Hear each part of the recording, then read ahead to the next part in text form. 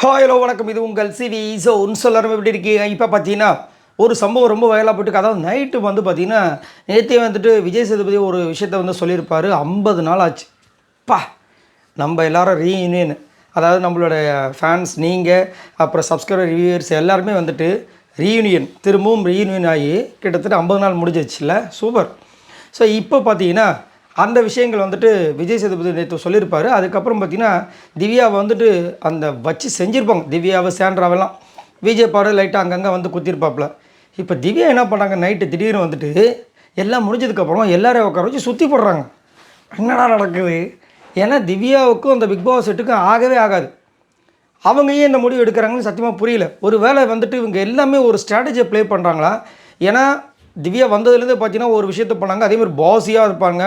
யாருக்கிட்டே வந்து நான்லாம் அடி பண்ணின்னு அவசியமே கிடையாதுன்னெலாம் சொல்லியிருப்பாங்க. கமருதீன் கூட வந்து சாண்ட்ராக்கு வந்து சொல்லியிருப்பார், சாண்ட்ராக்கா திவ்யாவை நம்பாதீங்க, உஷாராக இருங்க, அவங்க உங்களை யூஸ் பண்ணுறாங்கன்ற மாதிரி தோணுதுன்னெலாம் சொல்லியிருப்பாங்க. அதேமாதிரி திவ்யாவும் சும்மா சாதாரணமான நாள் கிடையாது. சாண்ட்ரா கூட ஒரு சில இடங்களில் வந்து சைலண்ட் ஆகிடுறாங்க. ஆனால் திவ்யா ஐயோ அப்பா, அதை அந்த பெருக்கிற விதத்துலேயே நம்ம பார்த்துட்டோம் பிக் பாஸ் சொல்லியும். சரிங்களா? ஸோ அப்படின்னு இருக்கும்போது நேற்று வந்து திடீர்னு எல்லோரையும் உட்கார வைக்கிறாங்க, சுற்றி போடுறாங்க, அப்படி சிரிக்கிறாங்க. அதுக்கப்புறம் போயிட்டு நான் போய் இதை போய் எங்கே கழிட்டு வரேன். நம்ம வீட்டிலலாம் பார்த்தீங்கன்னா பெரும்பாலும் அம்மாக்கள் வந்துட்டு வாரம் பண்ணிவிடுவாங்க. நாய்க்கண்ணு, நரிக்கண்ணு, உலகக்கண்ணு எல்லா கனவு போட்டோம் அப்படின்னு. எல்லாம் ஒரு வேளை இது வந்துட்டு எல்லாமே நடிக்கிறாங்களா, இதெல்லாம் பண்ணி தான் வந்து நம்ம பிக் பாஸ் சீசன் 9 தூக்கி போய் நிறுத்தணும் அப்படின்னு நினைக்கிறாங்களோ தெரியல. ஆனால் இதில் ஏதோ சூட்சமம் இருக்கும். திவ்யா எது பண்ணாலும் வந்துட்டு அவங்களோட ஃபேஸ் ரியாக்ஷனை வச்சு நம்ம கண்டுபிடிக்கவே முடியாது. நம்ம விஜய் சேதுவே சொல்லியிருப்பார், நீங்களே ஒரு மாதிரி டயர்டாக இருக்கீங்களே, பேசாமல் வெளியே வந்துடுறீங்களான்னு. அந்த முகத்தில் வந்துட்டு ஒரு பயமோ இல்லை ஒரு அழுகையோ எதையுமே நம்ம பார்க்கவே முடியாது அவ்வளோ சீக்கிரத்தில். ஆனால் சிரிப்பையும் பார்க்க முடியாது அவ்வளோ சீக்கிரத்தில். ஆனால் மூஞ்சி அப்படியே டெரராகவே இருக்கும். ஆனால் இந்த டெரரான ஆள் இந்த மாதிரி ஏன் பண்ணுறாங்கன்னு தெரியல. ஒரு வேளை எல்லார்கிட்டையும் ஒரு சமரச போக்கை வந்து இந்த வாரம் வந்து கடைபிடிக்க போகிறாங்களா அப்படின்னு தெரியல. ஆனால் ஏதோ ஒரு சம்பவம் பண்ண போகிறாங்கன்ற மாதிரி தெரியுது. ஏன்னா இந்த மாதிரி வந்து எல்லோரும் உட்கார சுற்றி போகிற ஆள்லாம் கிடையாது. இன்னும் ஏன்னா ராஜமாதா கனி இருக்காங்க. கனி இருக்கும்போது இவங்க பண்ணுறாங்கன்னா யோசிச்சு பாருங்களேன். ஏன்னா கனி எல்லாருக்கும் போய் வாயில் ஊட்டி விட்ற ஆள், அவங்க பண்ணாமல் இது பண்ணுறாங்கன்றது கண்ணு பட்டுச்சுன்னு சொல்லிட்டு ரைட். இன்னொரு பக்கம் வந்து எஃப்ஜே வந்துட்டு அப்பா ஐயோ பெரிய ஆளாக இருப்பார் போல இருக்குது. என்ன அவர் வந்து ஆக்சுவலாக சபரி வந்து உட்காந்து பேசிகிட்டு இருக்காப்புல. அப்போ எஃப்ஜே வந்துட்டு உனக்காக ஒரு ஜாக்கெட் நான் உனக்கு தரேன் அப்படின்போது என்கிட்ட இருக்குடா வேணாம் அப்படின்றாரு. இல்லை நான் உனக்கு சூப்பரான ஒரு ஜாக்கெட் நான் வச்சுருக்கேன் அப்படின்போது அவர் வந்துட்டு ஏய் நான் அப்படின்னு சொல்லிட்டு ஏதோ ஒரு பிராண்டாக சொல்கிறார் பொழுது. உடனே இவர் வந்துட்டு என்னை பார்த்தா மஞ்சள் போய் அக்கல்ல வச்சுட்டு வர மாக்காமல் இருக்குதா அப்படின்றாரு.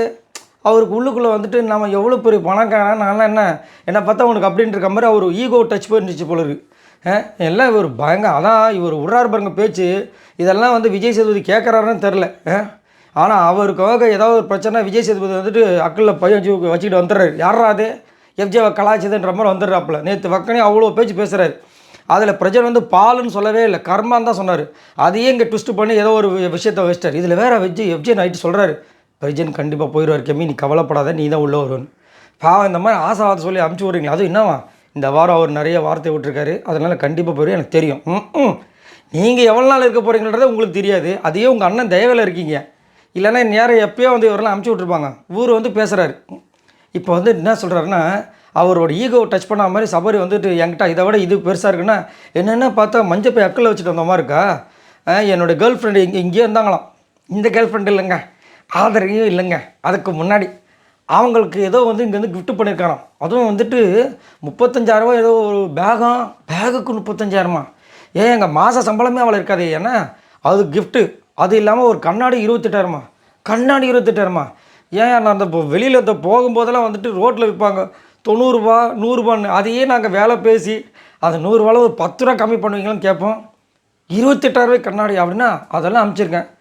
நாங்களாம் எவ்வளோ பெரிய ஆள் தெரியுமா அப்படின்ற மாதிரி பேசுகிறது. அப்படியே ஷாக்காது, மண்டை பிச்சுக்குது. எந்த பையன் இந்த வயசில் இவ்வளோ சம்பாதிக்கிறானா, திறமை இருக்குது, வாய் அதிகம். அதில் வேறு இன்னொரு விஷயத்த வேறு சொல்கிறாங்க, மாடு மேய்க்கிற பொண்ணுக்கெல்லாம் தேவையாது அப்படின்னு. இன்னும் இது கெமி பார்த்தீங்கன்னா போகும்போது திடீர்னு பார்த்தா அந்த கிளாஸை கொடுத்துருப்பார் விஜய் சேதுபதி, நல்லா விளையாண்டிங்கன்ட்டு. விஜய் சேதுபதிக்கு உண்மையிலே மனசாட்சி இருக்கான்னு சத்தியமாக தெரில. நேற்று பயண வீடியோ போட்டாங்களா கெமிக்கு, நல்லாவா இருந்துச்சு. ஸ்டார்டிங்கில் அவங்க பண்ண விஷயங்கள் வந்துச்சு, லாஸ்ட்டாக எண்டிங்கில் அவங்க சொன்ன கதை வந்துச்சு, நடுவில் எங்கேயா அவங்க தொங்கிட்டாங்க. என்ன நடக்குது?